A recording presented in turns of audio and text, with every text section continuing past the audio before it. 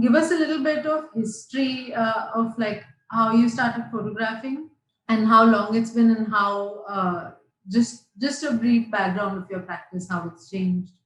I guess I was interested in photography since I was quite young, but I couldn't really afford to sort of like take it up as a hobby until I guess I got my first smartphone, which was probably when I was around 20, I want to say, maybe 19 or 20. Uh, and there was also this moment, when the war finished in Sri Lanka and, really started to travel around in the country. And, then there was this sort of like need to kind of like photograph what I saw and document, because also, there was this at the beginnings of social media at that time, Facebook was becoming a thing, but I'd also like started to blog a lot, and through the blog sphere, which was actually a thing back in 2007, 8, 9.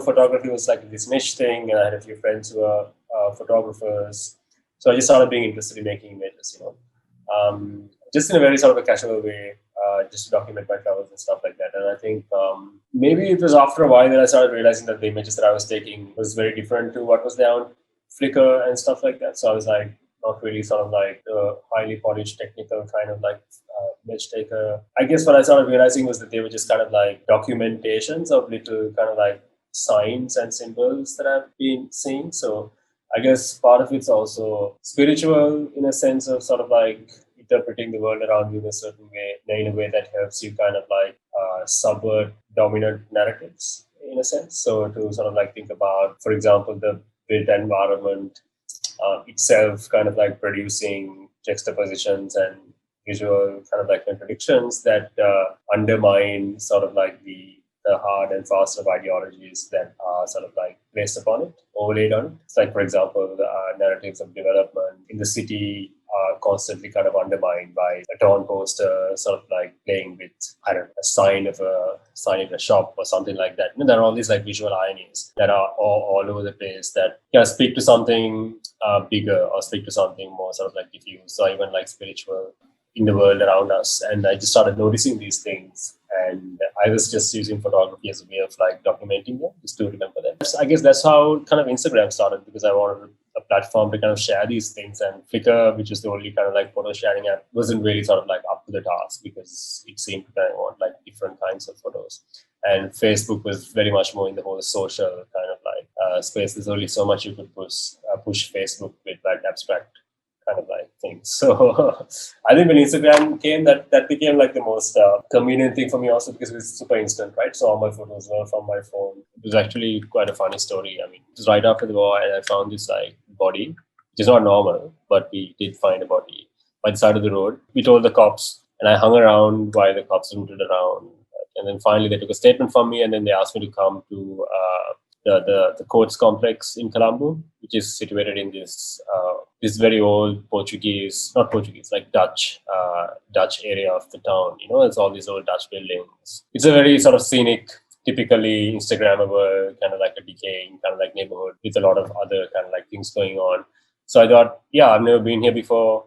I'm going to the courts. But that's when I actually started Instagramming for the first time, and then didn't stop after that. In this paradigm of like photography on social media, especially, or let's just say Instagram photography also, there seems to be certain rules that are different from, say, taking pictures as a documentary photographer, or taking pictures as family photography, or any of these other sort of categories that we're familiar with. Say it is ephemeral a little bit more, or what would you say in this sort of, over the years of doing this online, like what are some of these things that define this way of photographing? I mean, I don't know. I guess that is something I actually thought about quite a lot, because while you do this, you're also constantly being existential. If you have already had existential proclivities, you're also asking yourself why you're doing this, right? I feel like early Instagram was actually a little bit more sort of like documentary in its focus, in a sense of almost like democratizing documentary photography. I felt like there was a lot of that stuff going on. Especially the everyday accounts. Have you ever encountered them? Everyday Sri Lanka, everyday India, Mumbai, whatever it is, It was all these sort of like, so street photographers, documentary photographers, documenting their neighborhood, talking about issues that they were sort of like passionate about or were close to their heart.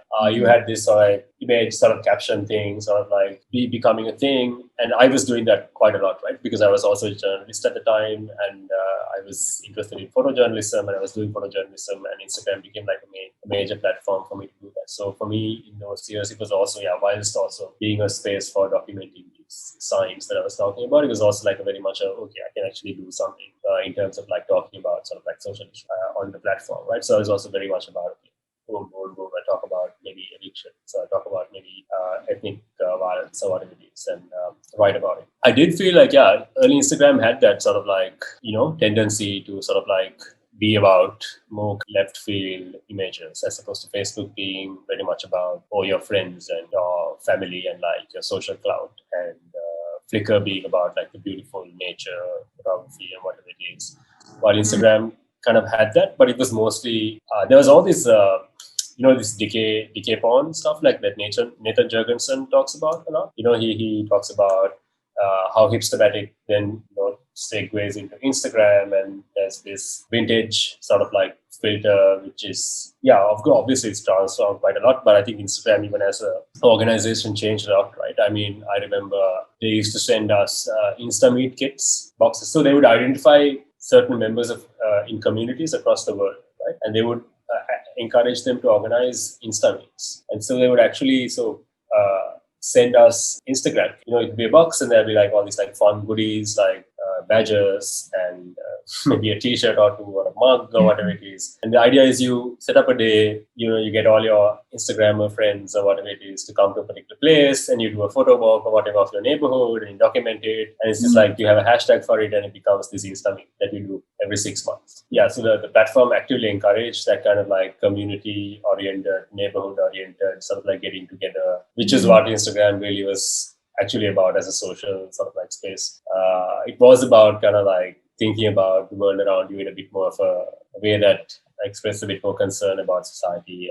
I guess then there was this whole transformation into it being what it is today, with self-commodification becoming a thing, and it going into being monetizable, and everything that has happened since.